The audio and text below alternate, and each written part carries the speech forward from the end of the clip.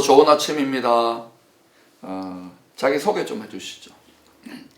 샬롬, 반갑습니다. 저는 우주랑 그리고 4세, 5세 아이들이랑 함께 사역하며 행복하게 이렇게 지내고 있는 우주랑 전도사라고 합니다.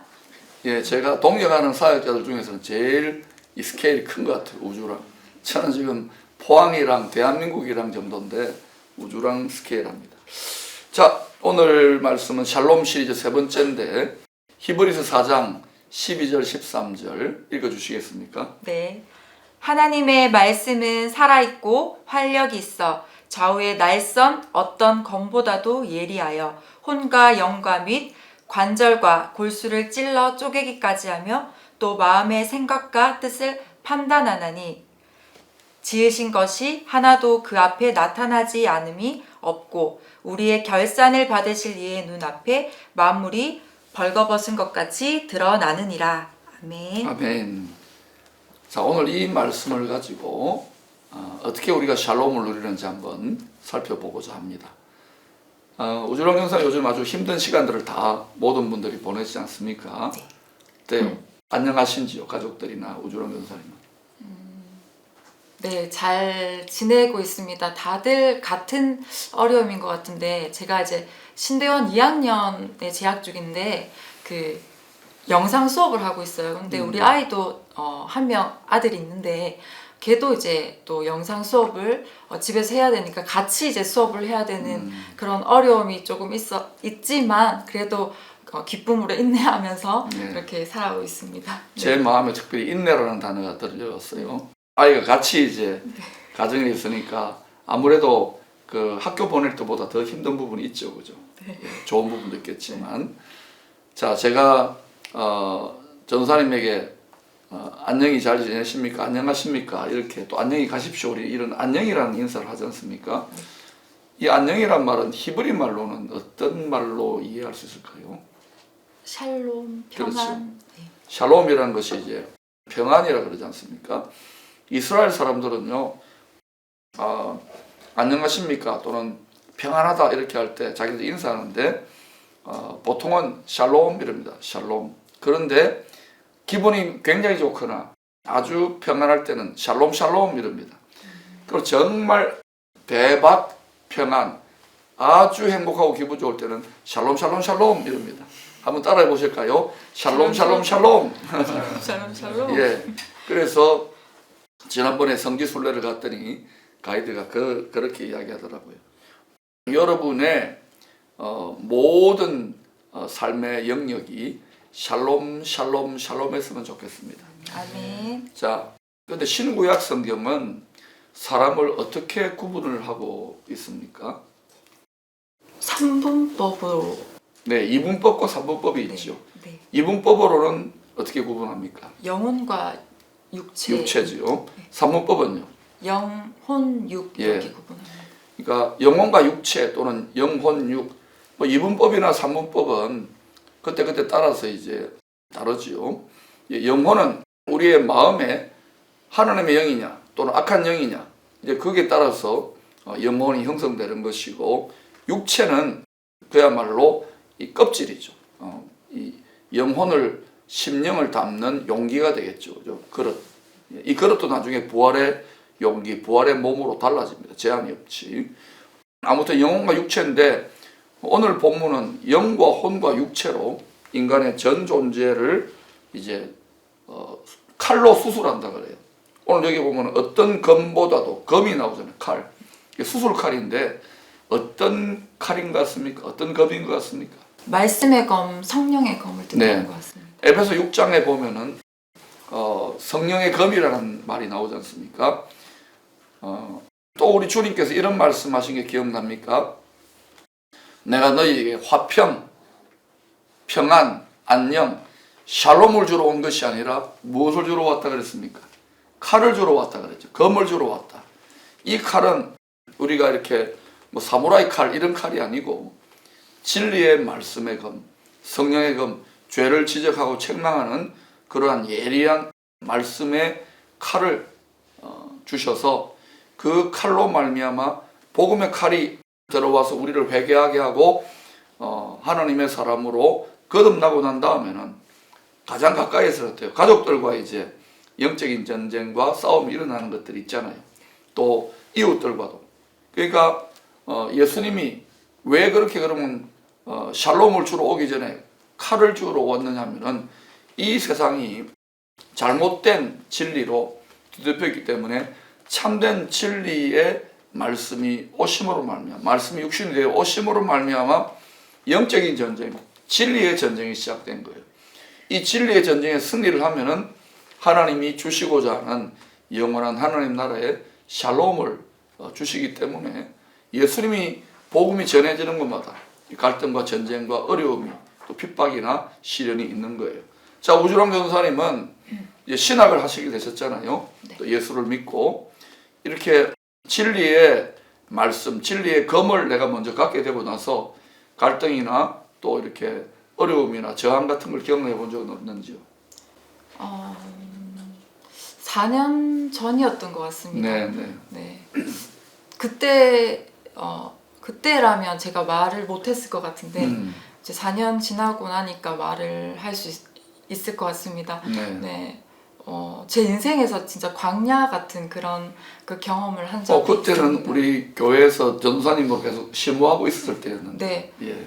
거기에다가 제가 그 일을 알게 된 게 그 사건을 이제 경험한 게 요아부 여름 성경학교를 일주일 앞두고 그래. 네, 그런 경험을 했었는데 저 가장 가까운 가족 가운데 그 지금 굉장히 이슈가 되고 있는 그 이단에 예. 빠진 것을 제가 캐치를 하게 되었습니다. 그렇군요. 그래서 아무한테도 말할 수 없었습니다. 그래서 계속 기도하고 밥도 제대로 못 먹었던 것 같아요. 그래서 정말 깊은 골방 가운데 나가고 그때 이제 하나님을 만나고 또 하나님께서 예리하게 저에게 말씀하여 주시고 그 고난과 어려움이 없었으면 지금은 물론 회복되어서 굉장히 신앙생활을 잘 하고 있는데 예. 그 어려움이 없었으면 제가 나약하게 연약하게 그렇게 지도자로서 살아갈 수밖에 없었을 것 같은데 하나님은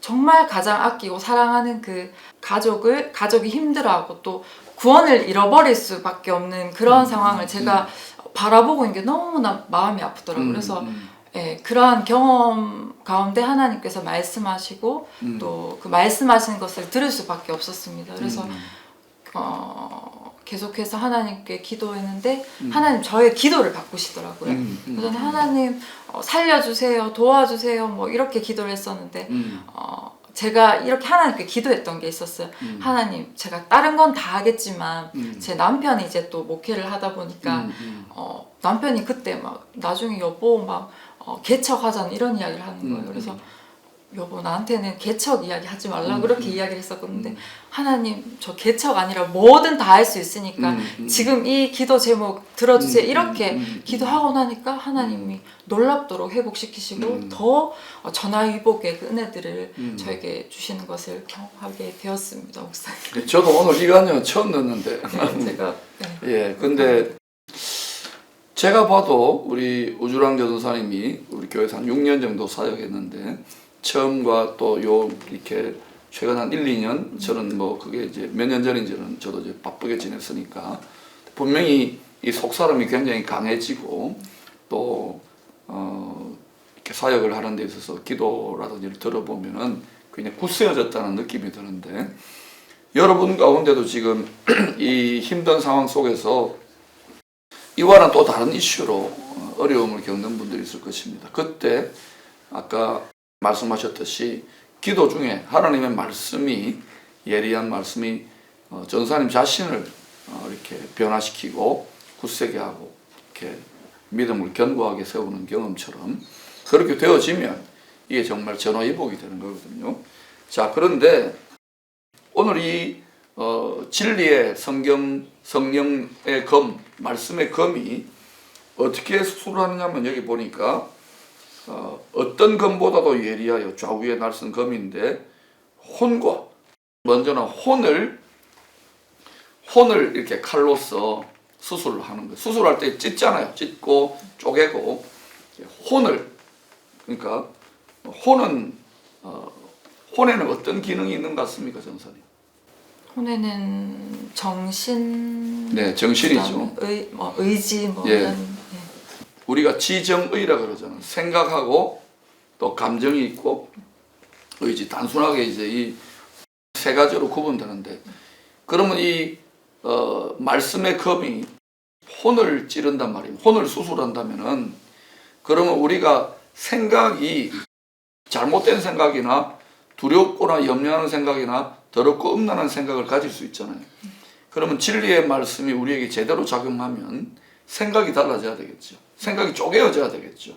생각이 또 찢어져야 되겠고, 그 다음에 또 감정이 있잖아요. 우리는 너무 쉽게 감정이 상처를 받아요. 생각은 잘 상처를 안 받잖아요. 우리 우주랑 전도사님은 사역을 하거나 또 가정을 꾸리고 하면서 상처받은 적이 있습니까? 참 많습니다. 많잖아요. 저도 많아요. 그런데 어디에 상처를 받습니까? 기분, 감정의 상처를 받잖아요. 근데 이 감정에 상처받은 것도 어때요? 찔러 쪼개면은, 감정을 찔러 쪼개면 어떻게 될까요? 이게 감정이 죽잖아요. 나의 상한 감정.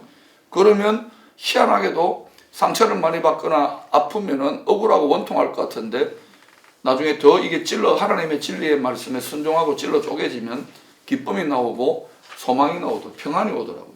이게 참 신비로워요. 그러니까 사도 바울이 로마 감옥에 있을 때 얼마나 억울하고 힘들었겠어요. 두려웠겠어요. 죽음을 기다리고 있는데. 근데 빌립보서 같은 데 보면은 기뻐하라, 기뻐하라. 이거는 그냥 쇼가 아니거든요. 그거는 분명히 감정도 찔러 쪼개받은 것 같아요.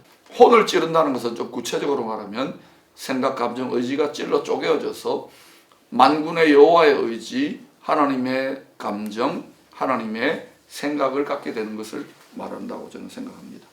그 다음에 혼과, 그 다음 또 뭘 찔러 쪼갭니까? 영이죠, 영.